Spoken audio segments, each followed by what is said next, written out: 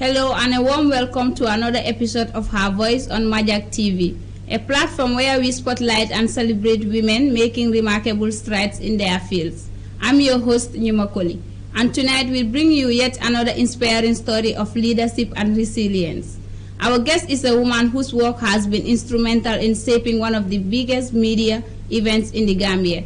She is none other than Annette Kamara, the head of branding and communication for the Gambia Press Union National Journalism Awards, a position she has held with excellence for 2 consecutive years.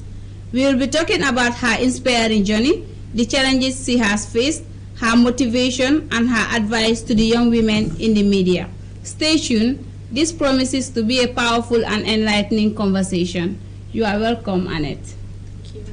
Yeah. So you will take us through your journey in the GPU Awards as a woman leading that. So first of all, I will ask what inspired you to take on the role of leading branding and communication for such a high-profile event like the National Journalism Awards. Thank you, Numa, for having me. It's good to be back to the studios where we did practicals. And of course, as a proud Majak product as myself. And I don't know if I should tell you I took up the job or I was forced the job.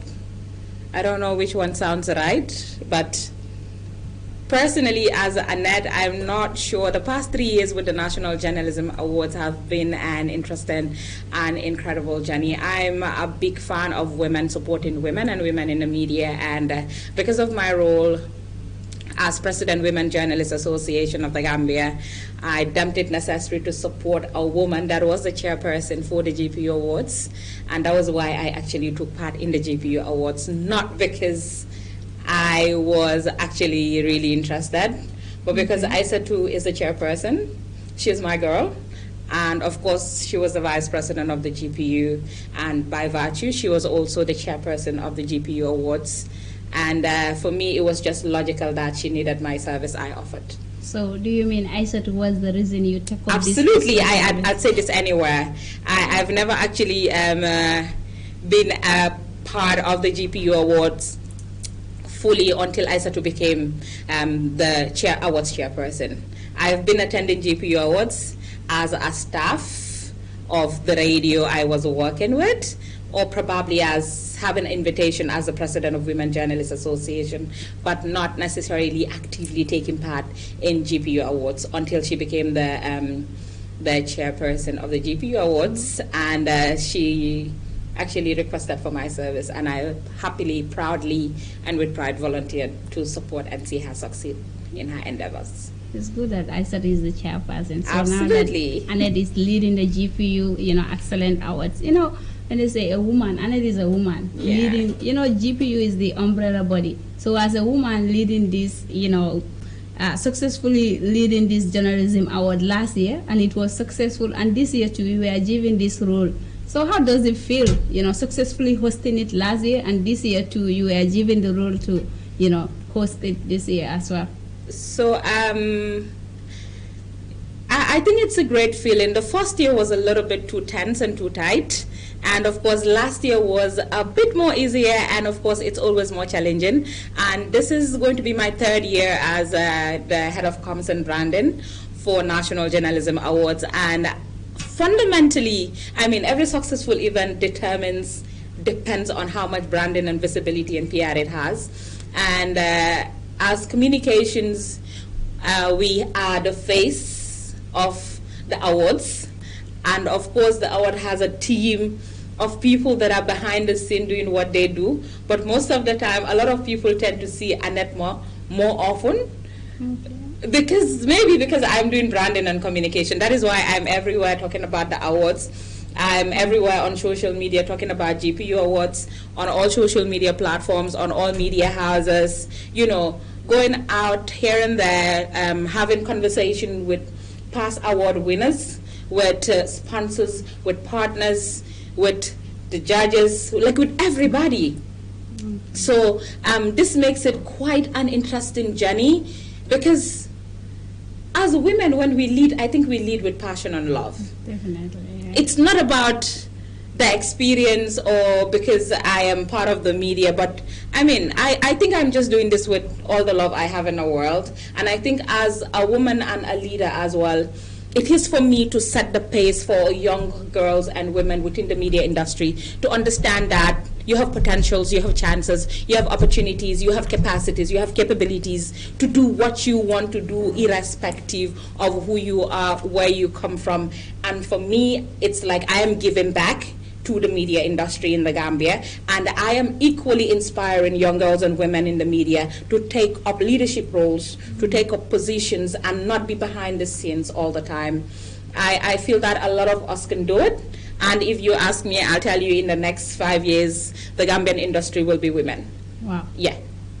Inspiring. So as a woman in leadership, what challenges have you encountered in this role and how have you managed to overcome them? I don't accept bullying, so I'll not count it as a challenge, because I believe in myself and I believe that I can achieve anything in life that I set my mind to achieve, and I believe that I don't go into anything with the intention of losing or with a purpose, with a sense of fear.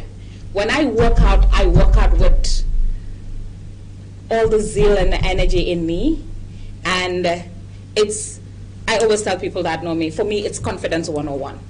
I don't take no for an answer, and I'm sorry to say I don't care what you think about me, and I don't care about what you feel or think, because your opinion does not shape me as a woman, right? What shapes me as a woman is how much I can do, what I can achieve, and how many women and girls I can empower to excel along with me. Because for me, it's not about me. I am a fighter. They would all tell you. They called me Women's Bureau, Margaret Thatcher, the list goes on. It's all, anytime you talk about me, it's all wild and aggressive, which I accept, because that is what makes me Annette.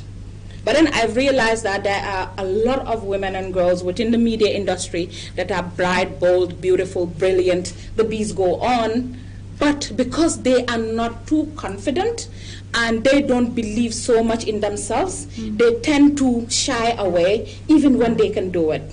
Yeah, that is the problem with most of us, yes. The young girls growing up. So because that is the problem, I refuse to accept that as my problem for me as Annette. I don't accept that.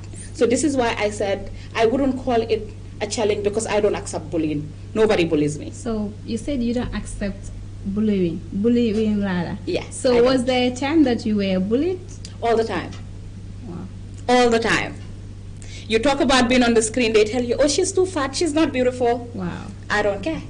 I'm sorry. Annette here is so beautiful. Yeah, I don't. That is why I said your opinion doesn't shape me as a woman.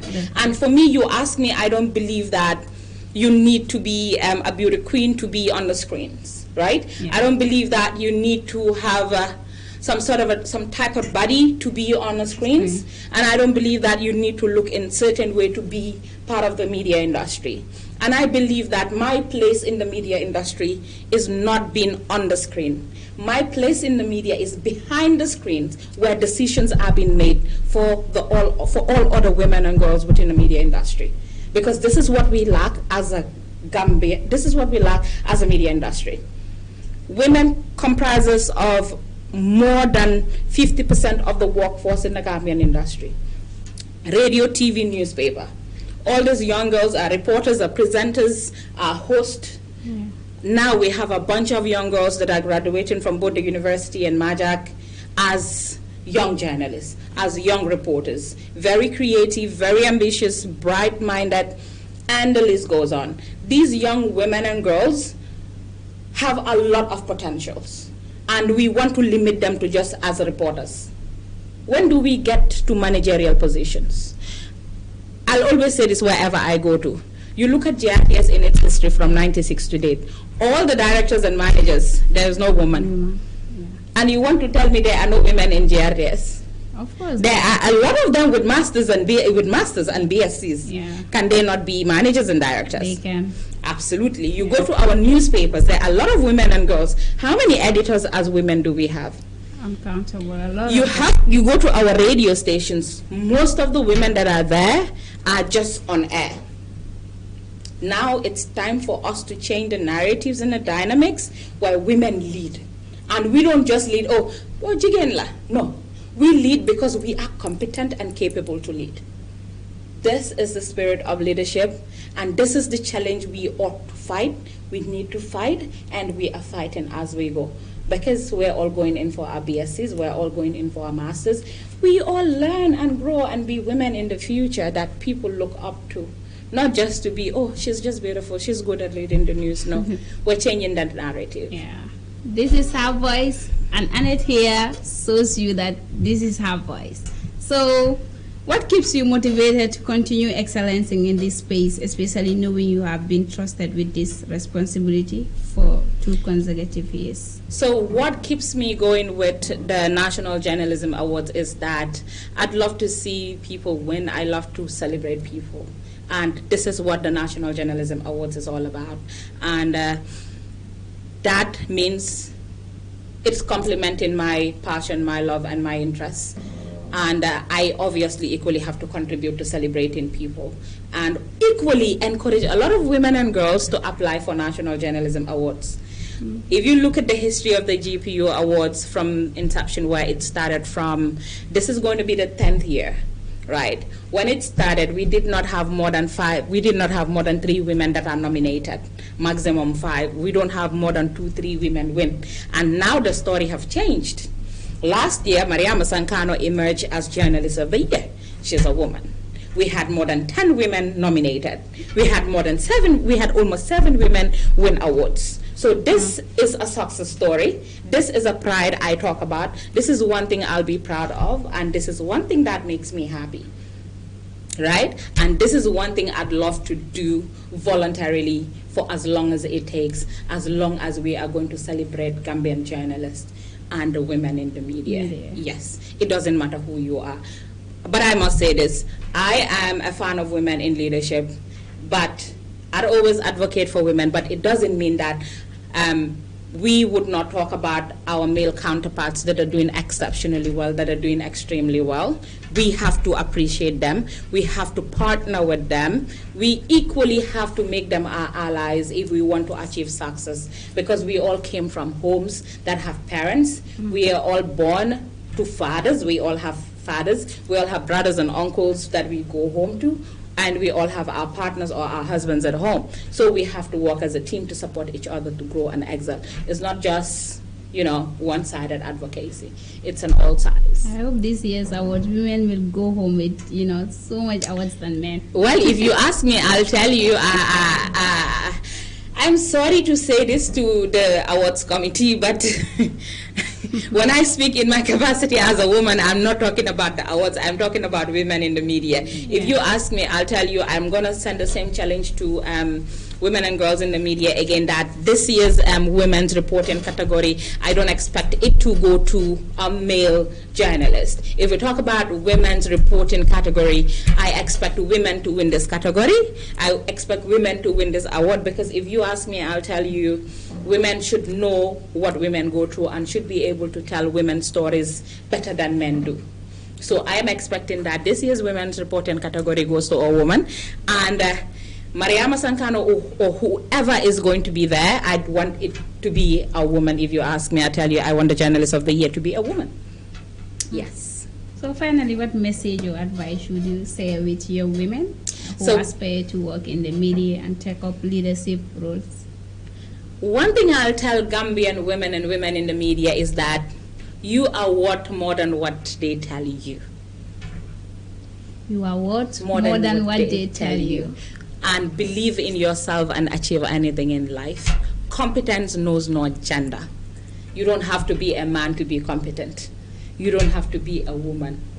You just have to be competent to earn it.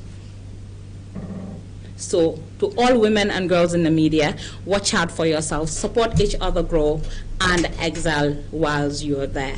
Let us ensure that we always seek to grow. We focus on growth, focus on success, focus on leadership, and stop taking the minimal roles. Let us come forward and take the positions that matter. Be part of the people that makes the decision, and be part of the people that create the impact and make the change. Her voice is always here for you. You had Auntie Annette. You don't have to be a man to be competent. Thank you very much, Annette Camara, for sharing your story and insights with us. Your journey is truly inspiring and a reminder that women can lead with strength, creativity, and vision in every field, including the media. It has been Her Voice on Majak TV, giving women the platform to share their experiences and inspire the next generation. I have been your host, Nyumokoli. Until next, bye.